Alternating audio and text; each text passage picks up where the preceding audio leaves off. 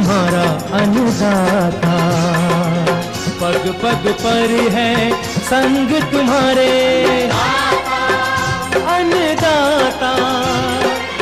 लहू किसानों का बन के पसीना सींचता है धरती का सीना। मेहनत का तेरी हक दिलवाने, नई तकनीक नई खोज बताने। पशुधन को गुणवान बनाना, पौध सुरक्षा को सिखलाना, खेती के सब गुर समझाने, भारत का सरताज बनाने। आठों पहर है संग तुम्हारे अन्नदाता अन्नदाता। नमस्कार, मैं हूं आपके साथ विभा उपाध्याय और आप सभी दर्शकों का अन्नदाता कार्यक्रम में स्वागत करती हूं। हमारे देश का किसान जन का पोषक है, वो श्रम का देवता है, अन्नदाता है। उसमें ही भारत की आत्मा निवास करती है और ऐसे ही किसानों की प्रगति के लिए हम खेती बाड़ी से जुड़ी हुई बहुत सी नई लाभकारी जानकारियां हर रोज सुबह लेकर आते हैं। तो चलिए कार्यक्रम शुरू करने से पहले देखते हैं क्या है आज के अन्नदाता में। आलू की फसल में फसल सुरक्षा उपाय।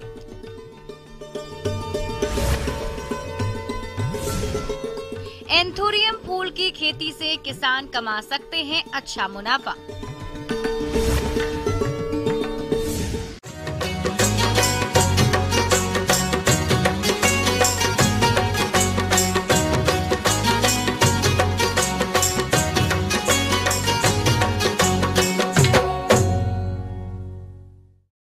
प्रदेश में इन दिनों तापमान में काफी गिरावट देखी जा रही है और वातावरण में काफी नमी है। ऐसे में आलू की फसल में कई कीट और रोग पनपने लगते हैं, जिनकी समय से पहचान करके सही दवा प्रयोग करना चाहिए ताकि फसल को रोगों से बचाया जा सके। तो चलिए आलू की फसल में कीट और रोगों की रोकथाम के बारे में जानते हैं बिरसा कृषि विश्वविद्यालय जिला रांची के कृषि वैज्ञानिक डॉक्टर मनोज वर्णवाल से।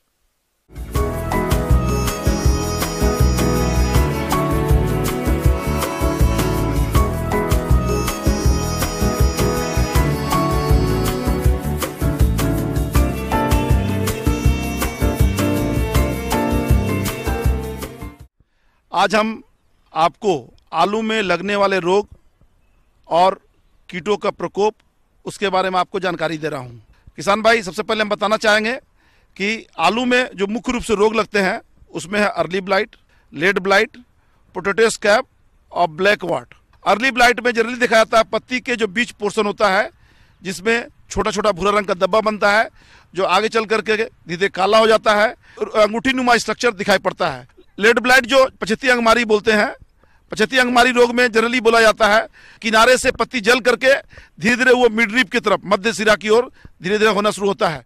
पिछेती झुलसा रोग फाइटोफथोरा नाम के कवक के कारण फैलता है। इस रोग के लक्षण पत्तियों, शाखाओं और कंदों पर दिखाई देता है।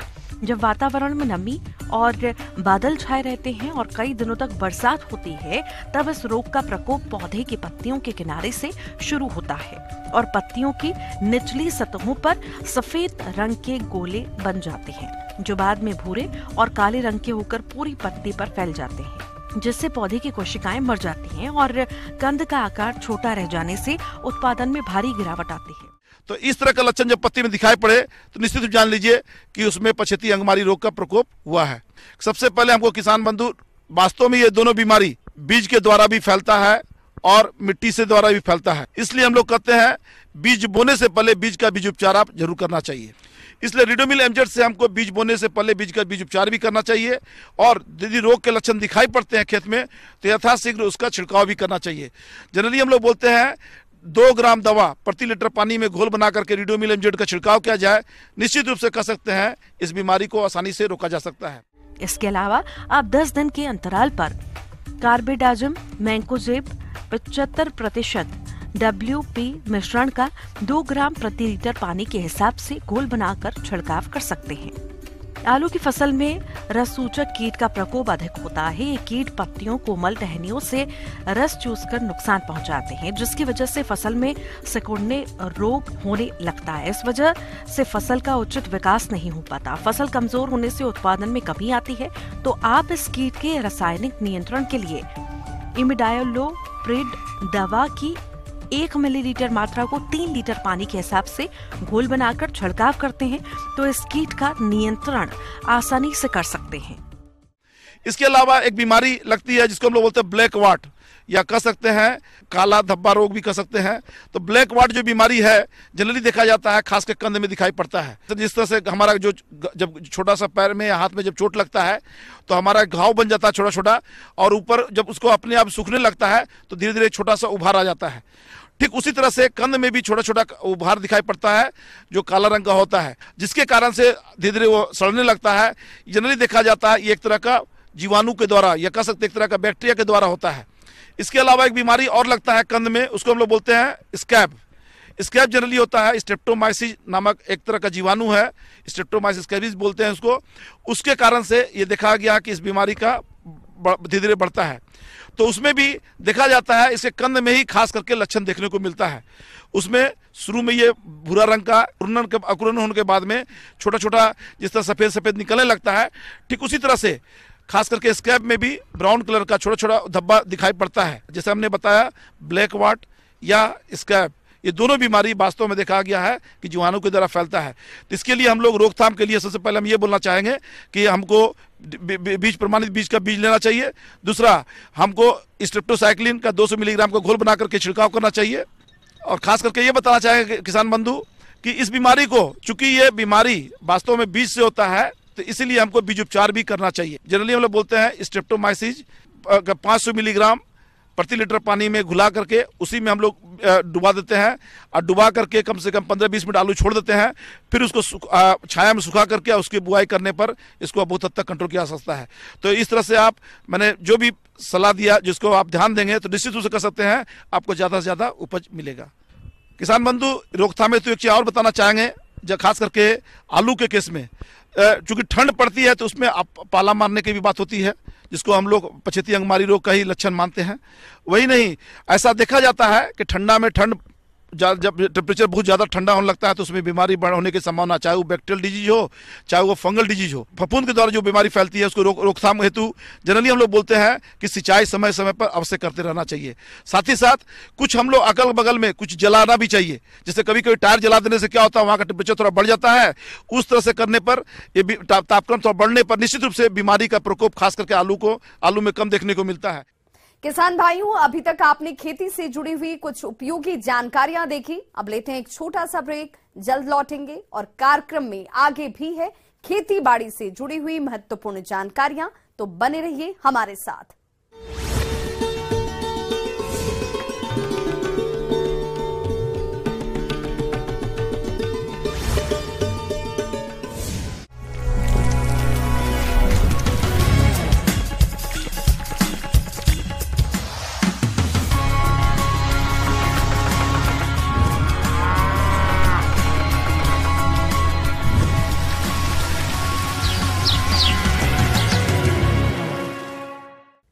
ब्रेक के बाद एक बार सभी दर्शकों का एक बार फिर से अन्नदाता में स्वागत है। चलिए रुक करते हैं अगली कड़ी की ओर।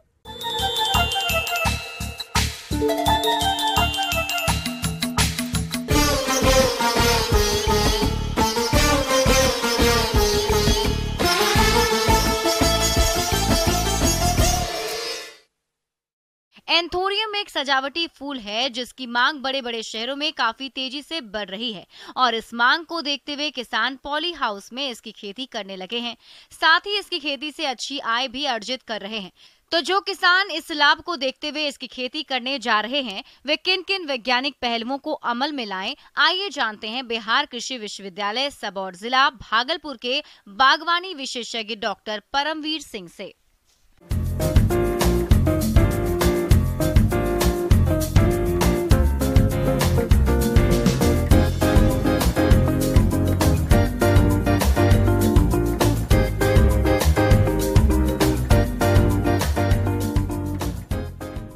कि एंथूरियम की खेती कैसे की जा सकती है। ये एक बहुत ही लाभदायक फ्लावर है, जिसमें के कारण क्योंकि इसका जो कट फ्लावर है उसके साथ साथ इसका फोलिएज भी मार्केट में बिकता है। इसका एक पोट अगर हम बेचते हैं बिना सीड के तो 200 से 300 रुपये प्रति पोट के हिसाब से मार्केट में मिलता है, जो कि सजावट के घर में सजावट के काम इंडोर प्लांट के रूप में काम में लिया जा सकता है। इसके अतिरिक्त इसके कट फ्लावर हैं जो मार्केट में 15 रुपये से लेकर 30 रुपये प्रति कट फ्लावर के हिसाब से मार्केट में बिकता है।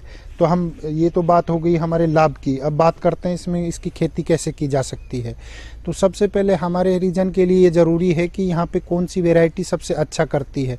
तो हमने यहाँ 5-10 वैरायटी का निरीक्षण करके देखा तो पाया कि जो जेविया वैरायटी है वो हमारे बिहार के लिए बहुत ही सूटेबल है और उसको अच्छे से किया जा सकता है। एंथोरियम फूल से अधिक लाभ मिले इसके लिए इसकी उन्नत प्रजातियों का चयन करना चाहिए। बाजार में विभिन्न रंगों के अनुसार फूलों की प्रजातियां मिलती हैं, जैसे लाल रंग की किस्में टेम्पटेशन, मैरिसस रेड, एविटा सफेद रंग की किस्में एंजल, मॉरिसस सफेद का प्रयोग कर सकते हैं। और भी रंग की किस्में होती हैं जिनका प्रयोग कर सकते हैं। किसान भाइयों, फूलों की विभिन्न किस्मों का चयन करना सही रहता है, क्योंकि बाजार में विभिन्न रंगों की फूलों की मांग होती है। इसके पौधों को हमेशा विश्वसनीय संस्था से ही खरीदना चाहिए। तो इसमें बड़ा ही इम्पोर्टेंट जो है क्लाइमेट का जरूरत पड़ती है, क्योंकि इसमें जो तापमान है इसको 28 डिग्री से ज़्यादा तापमान इसके लिए असहनीय होता है। इसके अतिरिक्त इसके लिए ह्यूमिडिटी जो 65% से कम कभी भी नहीं होनी चाहिए। तो इसके लिए हमको इसको लगाना ज़रूरी है कि हम पॉली हाउस के अंदर जो नेट हाउस होता है ऊपर टॉप उसका पॉलीथीन से कवर हो और साइड में जो है 75% नेट शेड हो, उसी के अंदर हम इसको लगा सकते हैं, जिसमें फोगर वगैरह लगे हों ताकि हम ह्यूमिडिटी उसमें मेंटेन कर सकें। और इसको लगाने के लिए सबसे उत्तम समय आप कभी भी लगा सकते हैं, परंतु अधिक गर्मी और सर्दी को छोड़कर आप इसको पूरे साल भर कभी भी अंदर में लगाया जा सकता है इसको। फिर बात करते हैं इसके कल्टीवेशन की। तो कल्टीवेशन तो इसके लिए सबसे पहले मीडिया बहुत ही इम्पोर्टेंट है, ज़रूरी है, क्योंकि इसको ज़मीन में नहीं किया जा सकता। इसके लिए सोयल लेस मीडिया की ज़रूरत होती है, जिसमें हम आप राइस हस्क ले सकते हैं, कोको हस्क ले सकते हैं, ब्रिक्स पीसे जो टुकड़े होते हैं ईंटों के वो ले सकते हैं। इसके अलावा जो कोयला होता है वुडन चारकोल उसका उपयोग करते हैं।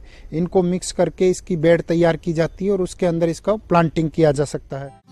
किसान भाइयों, एंथोरियम फूल की खेती के लिए सबसे जरूरी होता है इसे उगाने वाला मीडिया तैयार करना। मीडिया तैयार करने के लिए कोकोपीट, सड़ी हुई पत्तियां, बालू मिट्टी, लकड़ी का बुरादा, घास और पुआल आदि की जरूरत होती है। इन अवयवों क्यारियों में डालकर हल्की सिंचाई करते हैं और कुछ दिन तक इन्हें सड़ने देते हैं। इसके बाद तैयार पौधों या सर्कस की रोपाई 25 से 30 सेंटीमीटर की दूरी पर करते हैं। एक क्यारी में पौधों को 2 से 3 कतारों में लगाते हैं। इसके उपरांत हमको ध्यान देना होता है इसका न्यूट्रिशन का। न्यूट्रिशन के लिए इसमें ज़्यादा कुछ देने की ज़रूरत नहीं होती। जो हमने यहाँ पे पाया है वो सबसे अच्छा है 4 ग्राम प्रति लीटर NPK जो वाटर सोल्यूबल आता है वो हम इसको यूज कर सकते हैं। वाटर सोल्यूबल को हमको वीक में 2 बार स्प्रे करना होता है लीफ पर। इसके अतिरिक्त कैल्शियम नाइट्रेट और मैग्नीशियम सल्फेट आधा ग्राम प्रति लीटर 15 दिन के अंतराल पर इसमें स्प्रे किया जाता है। इसके अतिरिक्त माइक्रोन्यूट्रिएंट जो है उसका भी स्प्रे करना जरूरी है, जो कि 15 दिन के अंतराल पर कर सकते हैं। एंथोरियम फूल की फसल बहुवर्षीय फसल होती है, इसलिए फसल से सही पुष्प उत्पादन मिलता रहे इसके लिए समय समय पर कुछ खास प्रबंधनों को करना पड़ता है, जिनमें से प्रमुख है फसलों की कटाई छटाई। प्रत्येक पौधों पर केवल 6 से 8 पत्तियां ही रखना चाहिए। शेष पुरानी पत्तियों और रोग ग्रसित पत्तियों की कटाई कर देनी चाहिए। इससे फूलों की बढ़वार अच्छी होती है। तो हमको हमेशा ये ध्यान रखना है कि 4 से 5 पत्ती ही एक पौधे पर मेंटेन रखनी है। तो जैसे जैसे पौधा बढ़ता है तो हमको पुरानी पत्ती को प्रूनिंग कर देते हैं, लीफ को हटाते चलते हैं और हमेशा पौधे पर 4 से 5 पत्तियां ही मेंटेन करके रखते हैं। फसल में आमतौर पर रस चूसने वाले कीटों का प्रकोप होता है। इनकी रोकथाम के लिए इमिडाक्लोप्रिड 1 मिलीमीटर प्रति लीटर पानी में घोलकर छिड़काव करें। साथ ही रोगों का प्रकोप दिखाई देने पर कार्बेंडाजिम 1 ग्राम दवा प्रति लीटर पानी में घोलकर फसलों पर छिड़काव करें। फिर बात करते हैं इसके फूल देने की। तो हमको पौधे लगाने के बाद 6 से 8 महीने तक उसमें फूल लेने की आवश्यकता फूल नहीं आती, इसके बाद ही इसमें फूल आना स्टार्ट होता है, जो कि एक बार लगाने के बाद 5 से 6 साल तक इसका कॉमर्शियल लाइफ होता है। एक बार लगाने के बाद लगाते रख सकते हैं और साइड से कट फ्लावर के अलावा जो सूट्स निकलते हैं उसका हम तैयार करके पौधे भी बाजार में बेच सकते हैं, जिसकी कीमत मैंने आपको बताया कि 80 रुपये से 150 रुपये अगर छोटी साइज का देते हैं और बड़ा पोट में देते हैं तो 200 से 300 रुपये प्रति के हिसाब से मार्केट में बिकता है। आगे और भी हैं खेती बाड़ी से जुड़ी हुई बहुत सी रोचक जानकारियां, पर यहां रुकेंगे एक छोटे से ब्रेक के लिए, जल्द हाजिर होते हैं।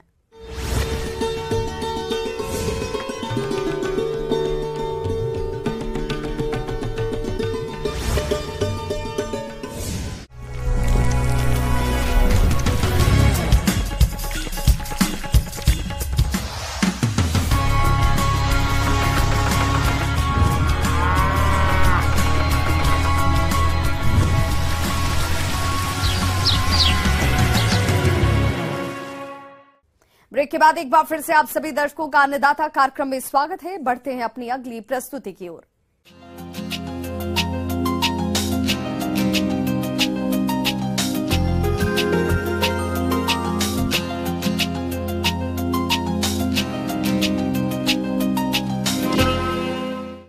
अपने राज्य में आमतौर पर देखा जाता है कि किसान आम के बागों की देखरेख उसी समय करते हैं जब इनमें फलन होता है, लेकिन तब तक काफी देर हो चुकी होती है।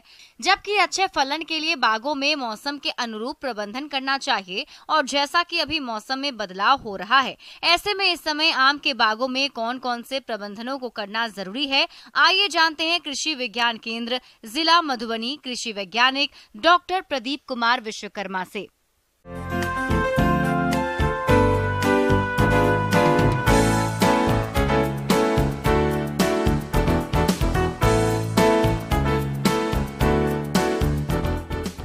तो जैसा कि मैंने पिछली बार यहाँ पे देखा है कि बहुत ज़्यादा मंजर में नुकसान हुआ है मैंगो हॉपर की वजह से। तो सबसे पहले हमको मैंगो हॉपर जो है शुरुआत से ही कंट्रोल करना है। तो इसके लिए हमको प्रॉपर सनलाइट मैनेजमेंट होना चाहिए। उसका जो पौधे के हर भाग में आपको सूर्य का प्रकाश जाना चाहिए। ऐसे हमको कैनोपी मैनेज करना चाहिए प्रूनिंग करके, और उसकी डिजीज ब्रांचेस हैं सब निकाल देना चाहिए। और दूसरा, हमको ऑर्चर्ड में कोई किसी भी तरीके का वीड घास नहीं उगने देना चाहिए, वो भी हमको मैनेज करना है अच्छे से। आम के बाग में इस समय करने के लिए कुछ खास नहीं होता है, क्योंकि प्रूनिंग का काम फलों की तुड़ाई के बाद ही किया जाता है। बाग की जुताई भी अक्टूबर नवंबर में करना फायदेमंद रहता है। इस समय अगर घास फूस दिखाई दे तो उसे जरूर निकाल दें। बाग की जुताई इस समय बिल्कुल ना करवाएं। इस समय आपको कीटों के प्रबंधन पर विशेष ध्यान देना है। और हमको ये भी ध्यान रखना चाहिए कि अगर जैसे मंजर आने के टाइम पे मैंगो हॉपर का अटैक नहीं होने देने के लिए हमको इसी समय मंजर आने से पहले एक स्प्रे हमको इमिडाक्लोप्रिड का 0.3% या फिर हमको 1 ml को 3 लीटर पानी में घोल के एक स्प्रे दे देना है। फिर मंजर आने के बाद में कम से कम उसका 15 से 20 दिन के बाद में जब 8 से 10 सेंटीमीटर का हो जाए हमारा पेनिकल, तब हमको एक इमिडाक्लोप्रिड का स्प्रे 3 लीटर पानी में 1 ml को घोल के वो दे देना है। और साथ में 15 दिन के बाद में उसमें थायोमिथाक्सम 0.5 ग्राम को 1 लीटर पानी में घोल के फिर एक स्प्रे देना है। और उसके बाद में हमें क्या करना है कि अगर आवश्यकता पड़ती है तो एसीफेट को कम से कम 2 ग्राम को पर लीटर वाटर में घोल के उसका एक स्प्रे दे देना चाहिए। इससे हमारा मैंगो हॉपर जो है कंट्रोल में रहेगा और हमारा फलन जो है ना, पिछली बार इतना ज़्यादा नुकसान हुआ है, वो नुकसान किसान भाइयों को नहीं झेलना पड़ेगा। आम के बाग का दहिया कीट यानी मिलीबग, यह कीट बाग में बौर और फल लगने के बाद दिखेंगे। यह भी आम के बाग के लिए बड़ी समस्या है। इस कीट से बचाव के उपाय तो अभी आपको अपना लेना चाहिए, क्योंकि ये कीट इसी समय पेड़ों पर चढ़ते हैं। इसीलिए दिसंबर या जनवरी के महीने में पेड़ के तने में जमीन से 1 फीट की ऊंचाई पर 30 सेंटीमीटर पॉलीथीन लपेटकर उसमें ग्रीस लगा दें, तो इसका निम्फ मिट्टी से पेड़ पर नहीं जा पाएंगे। इस तरह से बौर और फूलों को इनसे कोई नुकसान नहीं होगा और अच्छी उपज मिलेगी। और तीसरा पाला ज़्यादा पड़ रहा है तो इसके लिए भी हमें कंट्रोल करना चाहिए, ताकि थोड़ा सिंचाई वगैरह पे ध्यान देना चाहिए। और हमको अगर धुआं हो सकता है तो हम धुआं से भी पाला का नियंत्रण कर सकते हैं, लेकिन वो पोल्यूशन की वजह से सेफ़ नहीं है तो इसकी तरफ हम नहीं जाएंगे। और तीसरा हमको क्या करना चाहिए कि इस समय जो है फ्लावरिंग का स्टेज आ जाएगा फरवरी महीने में, तब हमको पानी थोड़ा ध्यान में रखना है, तब हमको कोई पानी नहीं देना है, नहीं तो फिर हमारा फ्लावर जो है ड्रॉप होने की समस्या बढ़ जाएगी। और हमें और भी तरीके से मैनेज करना है। अगर फ्लावर ड्रॉप का भी ज़्यादा समस्या आ रहा है, कृषि वैज्ञानिकों से संपर्क कर सकते हैं और आप उसको नियंत्रण में रख सकते हैं। अन्नदाता हेल्पलाइन निःशुल्क फोन संपर्क सेवा के माध्यम से आपके द्वारा पूछे गए प्रश्नों में से एक या दो महत्वपूर्ण प्रश्न को हम अपने कार्यक्रम में शामिल करते हैं और इसी के तहत आज किसान का सवाल और उनका जवाब इस प्रकार से है। अन्नदाता निःशुल्क फोन संपर्क सेवा के माध्यम से पूछे गए प्रश्नों में से आज हमने जिस प्रश्न को कार्यक्रम में शामिल किया है उसे पूछा है ग्राम शाहपुर, जिला जहानाबाद के कृषक मनीहर लाल ने। ये स्वच्छ गुड़ बनाने की तकनीक के बारे में जानकारी चाहते हैं। तो मनीहर लाल जी, आपकी जानकारी के लिए प्रस्तुत है कार्यक्रम का ये अंश।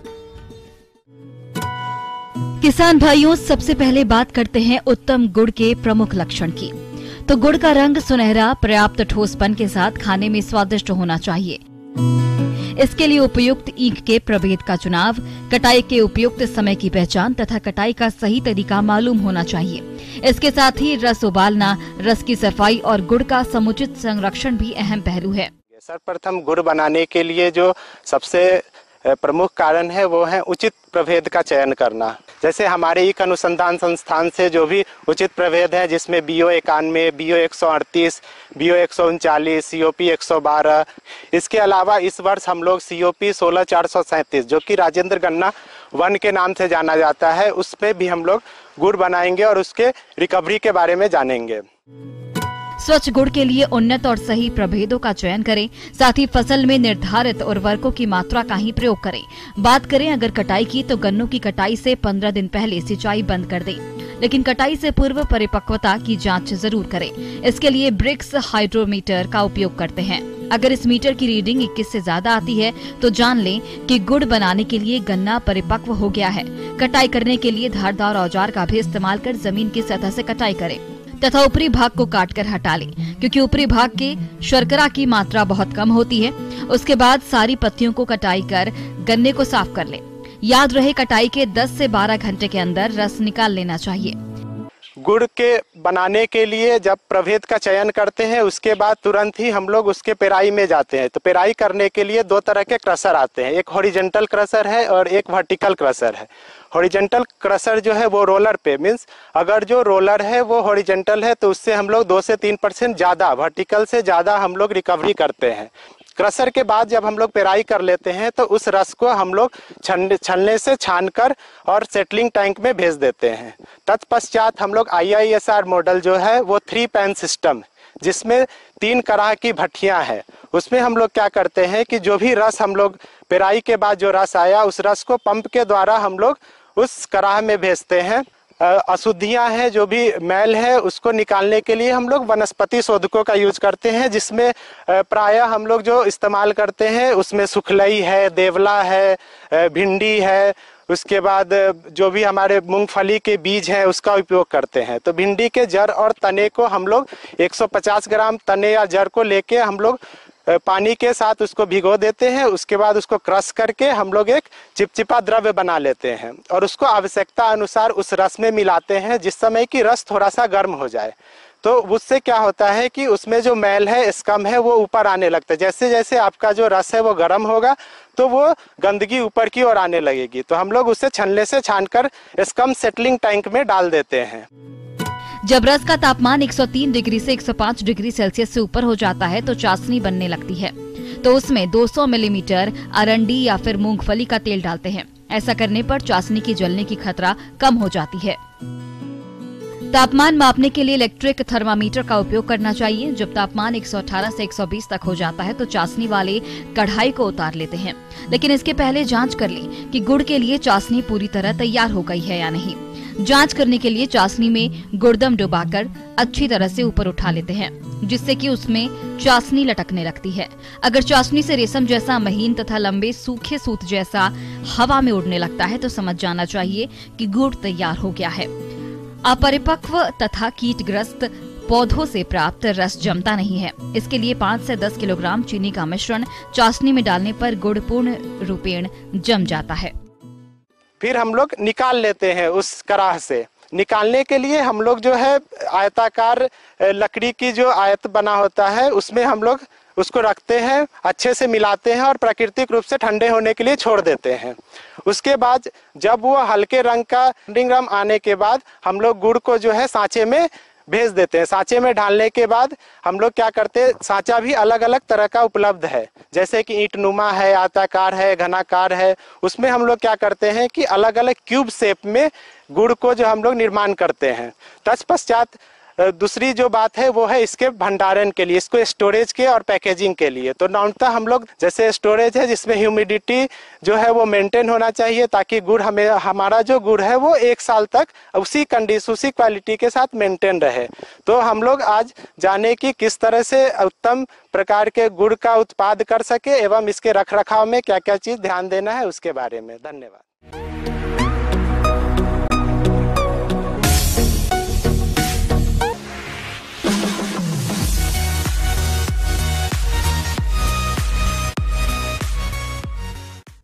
आइए अब एक नजर डालते हैं राज्य के कुछ चुनी हुई मंडियों के प्रमुख फसलों के बाजार भाव पर।